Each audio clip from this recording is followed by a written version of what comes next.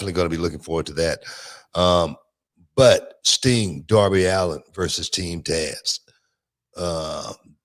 There's another one right there. I think we was talking about how Sting was going to fare in AEW in matches, and to have a young guy like Darby Allin as a buffer is definitely I think the right way to go. I do like the matchup between him and Darby Allin, as far as I mean, come on, that's Sting 20 years ago. Yeah. From a perspective, young guy, a lot of charisma. The fans seem to love him. And the thing is, we're in such a totally different place than we were when Sting first came out. Even Sting is at such a different place than when Sting first came out. As far as having the spiked hair and then having because I think about it like this: if Sting still was the guy with the spiked hair, he wouldn't be working. No. Okay? He wouldn't be working. Then Sting transformed. I always say you got to know how to keep up with the times, or the times that pass you by. Sting say, man, I better, I'm getting older. Got to figure out how am I gonna, keep this thing going, and then create something that's gonna last, perhaps, for a very, very long time. Putting the paint on, man, I wish I'd have thought of that idea.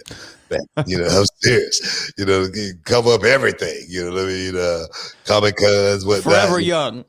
Forever young. I'm serious. Yeah, I like the pairing.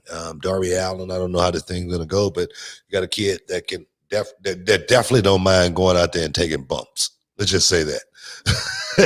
Coffin drop. Yeah, on the apron. Everything, crazy. Everything. The kid, but there again, he is, what I think makes, the combination work. Sting, Darby Allin, for me, great way for Sting to come in. Team Taz, that right there got to be Ricky Starks, Brian Cage. Yeah. Brian Cage, he's a monster. That guy's a monster. There again with Taz. Say what you want about Taz, but Taz is a pretty damn good manager. Yes. Yeah. I mean, I can actually say that Taz is a pretty damn good manager. He makes you believe in that tough, New Jersey, bad guy, New York street guy walking around, with some muscle, looking to, you roll somebody. That's the way they talk, in the bar. I'll take your word for it.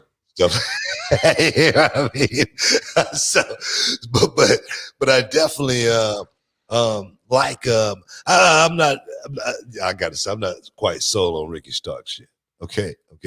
He's got to get a little bit more dirt on him or something. But as far as Team Taz, I do like the element of it, and I think it's got legs. When you said on the show before, when you got to a WCW taping one time and you looked at the run sheet and it said Booker T versus Ric Flair, you were like, oh man, I'm getting to work Ric Flair tonight. This is awesome. This is the guy that I used to watch coming up, and everything.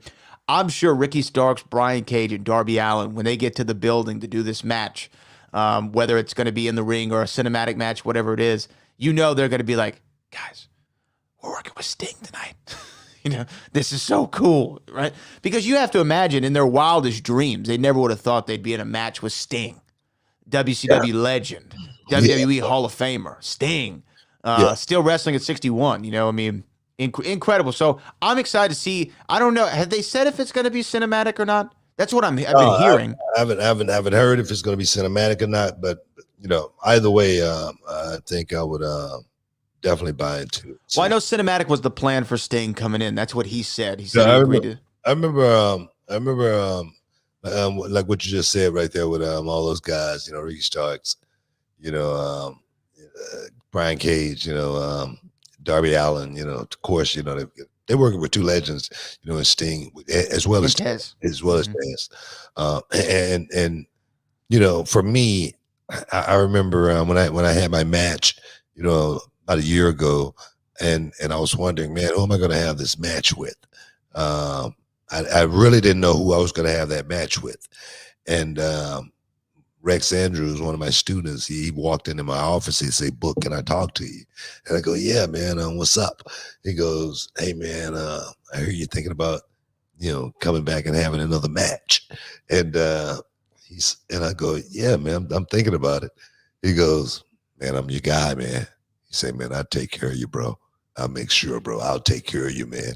And I was like, that made me feel so good, man, because I had one of my students that knew that, my life was going to be in his hands. But more importantly, he wanted to make sure that he did the job to make sure that he took care of me. You know what I mean? So I was like, man, that's pretty awesome.